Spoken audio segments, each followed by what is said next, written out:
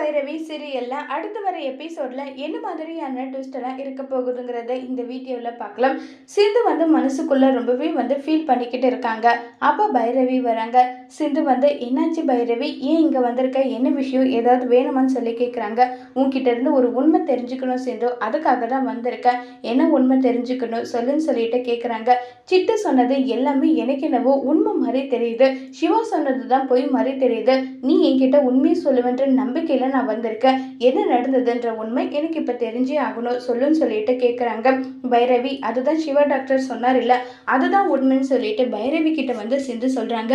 அதை வேணும்னா அன்னபூரணி அத்தை வீட்டில் இருக்க எல்லாரும் நம்பலாம், நான் நம்ப மாட்டேன், ஏன்னா சிவா கண்ணில் உண்மை தெரிஞ்சது, சிட்டு சொன்னது உண்மைதான், நீ ரொம்பவே பதட்டத்தோட நின்றுட்டு இருந்த, இதுல இருந்து எனக்கு என்ன தெரியுதுன்னா அவங்க ரெண்டு பேரும் சொல்றது உண்மையும் நீ சொல்றது பொய்ன்றது தெரியுது, நீ இப்ப என் மேல சத்தியம் பண்ணி நடந்தது என்னன்றது சொல்லணும், நான் எப்பவுமே எனக்கு முதல் குழந்தை நீ சொல்லவில்லை, அது உண்மைனா என்ன நடந்ததுன்ற விஷயத்த என்கிட்ட நீ இப்ப சொல்லி ஆகணும், சொல்ல முடியுமா முடியாதா சிந்துன்னு சொல்லிட்டு பைரவி கேட்குறாங்க. பைரவி உன் மேல சத்தியமெல்லாம் என்னால பண்ண முடியாது, எனக்கு தெரியும், நீ என் மேல சத்தியம் பண்ணி பொய்யெல்லாம் சொல்ல மாட்ட, உண்மை என்னன்றது எனக்கு இப்ப நீ சொல்லியே ஆகணும்னு சொல்லிட்டு பைரவி ரொம்பவே பிடிவாதமா கேட்குறாங்க.